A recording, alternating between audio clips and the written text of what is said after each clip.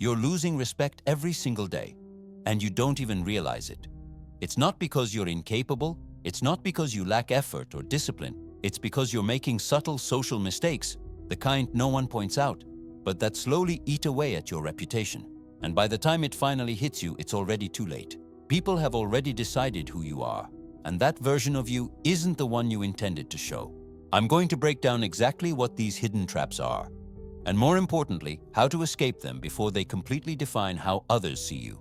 The first trap is the most common one, and it's also the most damaging. You explain yourself too much. Every time someone questions you, every time someone doubts your decision, you feel an almost physical urge to explain, to defend yourself, to prove that you had good reasons. So you talk, you clarify, you add details, you bring up context, logic, background, and every factor that led you to that choice. You think you're protecting your position, but what you're actually doing is weakening it. Because every extra word you add to your explanation is a concession, a subtle request for approval, a silent message that says, I need you to agree with me so I can feel confident about this decision. And people sense it instantly. They don't analyze it. They feel it. Over-explaining communicates insecurity, and insecurity erodes authority. It drains respect. It damages reputation. Let me give you a practical example. You're in a meeting. Someone challenges a decision you made.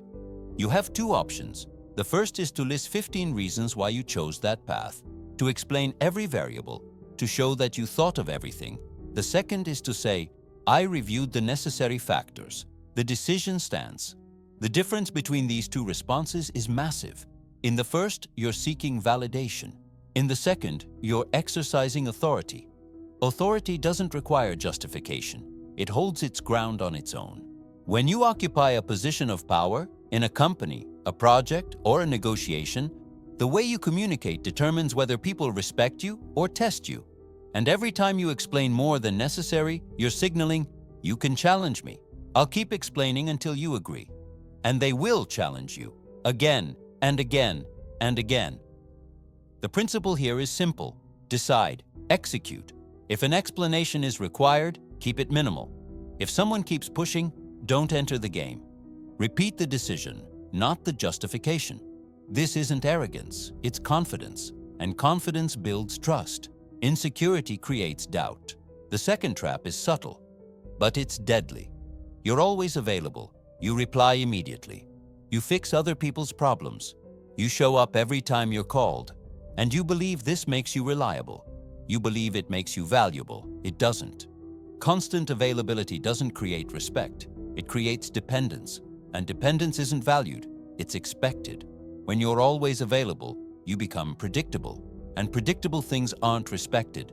They're taken for granted. People stop thanking you. They stop acknowledging your effort. Because you always deliver, it becomes automatic. It becomes assumed. And there's something even worse. Excessive availability signals low priority. It communicates that you have nothing more important to do, that someone else's schedule matters more than yours. Consciously or not, this lowers how much value people assign to you. Think about someone you truly respect, a mentor, a leader, someone you deeply admire. Are they always available? Probably not. And that's exactly why, when they give you attention, it matters. Because it's rare, because it's intentional. Scarcity creates value. Abundance creates indifference. This doesn't mean becoming inaccessible or arrogant. It means setting boundaries. It means having your own agenda and communicating through action that your time matters. In practice, this looks like not replying to every message immediately, not accepting every meeting, not solving every problem on the spot. When someone comes to you, evaluate it. Is it urgent? Is it relevant? Is it something only you can handle? If not, it can wait. It can be delegated. It can be declined. And when you do this, something interesting happens.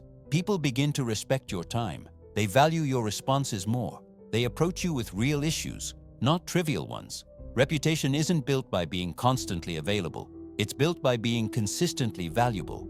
And value isn't about quantity, it's about quality. The third trap is tied to something most people see as a virtue: transparency, honesty, emotional openness. And I'm not saying you should lie. I'm not saying you should be fake. What I'm saying is this: not everything needs to be said. Not every emotion needs to be displayed. Not every doubt needs to be shared, because when you're too transparent, you reveal too much information, and information is power. The moment you expose your insecurities, your doubts, your fears, you hand others the tools to influence you, to question you, to destabilize you. Think about someone who complains all the time, who shares every frustration, every problem, every struggle. How do you feel about that person? Do you respect them more or less? The truth is, excessive transparency creates fatigue. People start to see you as unstable, as someone who can't handle pressure, as someone who externalizes everything. And in competitive environments, that's fatal. People aren't interested in your problems. They want to know if you can deliver, if you can solve, if you can endure. Now consider the opposite. Think of someone who's discreet, someone who doesn't complain, someone who absorbs pressure quietly and shows up with solutions. How do you see that person? With more respect or less? Respect is built through restraint, not exposure. This doesn't mean suppressing emotion. It means choosing who earns access to it. Strategic vulnerability is not the same as indiscriminate vulnerability. You can be honest without being transparent. You can be authentic without revealing everything. You can have emotional depth without turning every interaction into therapy. In practice, this means pausing before you speak. Asking yourself, does this information strengthen or weaken my position? Does this emotion need to be expressed now or processed elsewhere?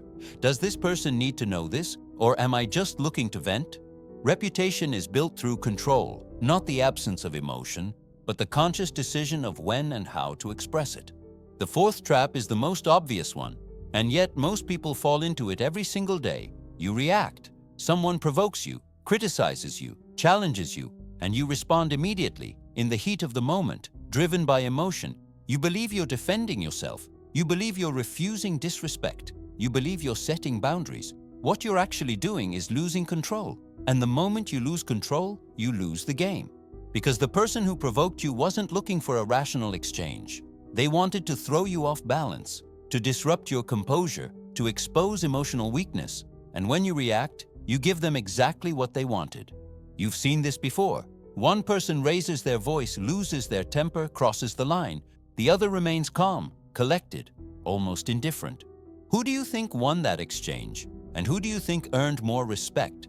Emotional control is the most powerful weapon in any conflict, because the one who controls their emotions controls the narrative.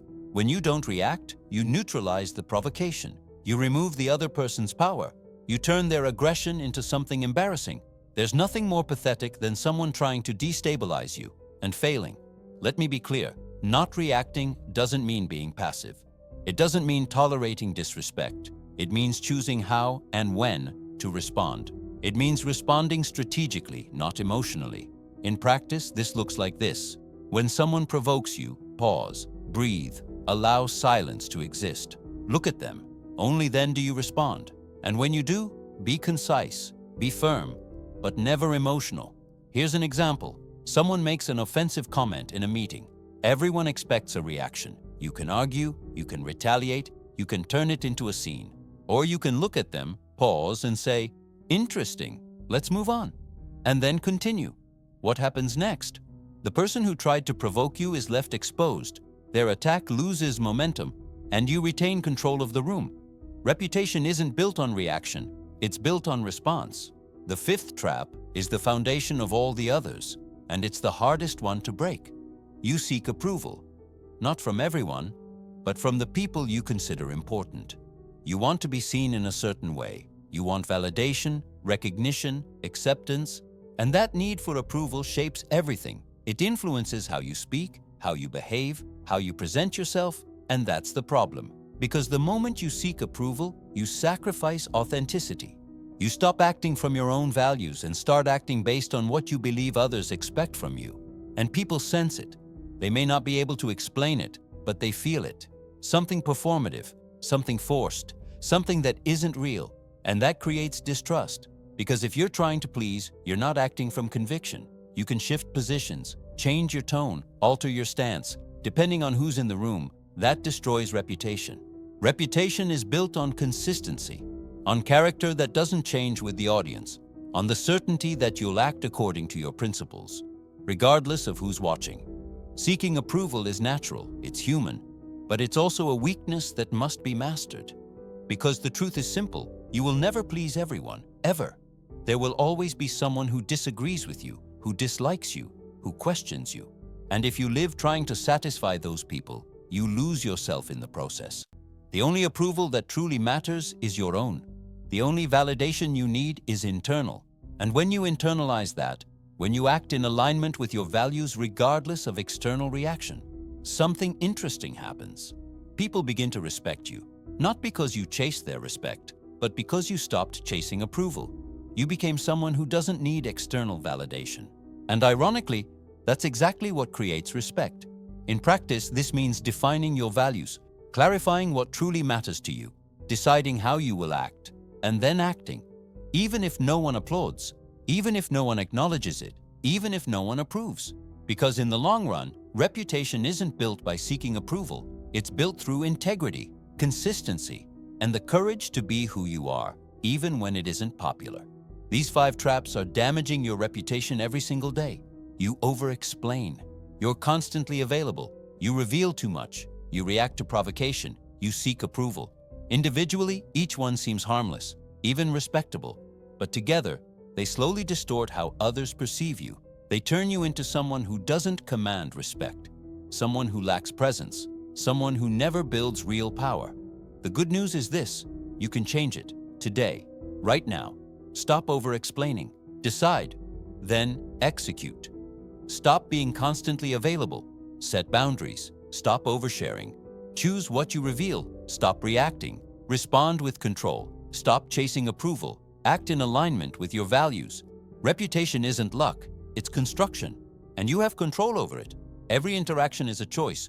Every word is a decision. Every behavior is a brick in the image others form of you. So choose carefully, because how people see you isn't accidental. It's the direct result of how you present yourself. And when you begin removing these traps, one by one, you'll notice something shift. People will treat you differently. They'll respect you more. They'll take you seriously. Not because you changed who you are, but because you stopped undermining who you are.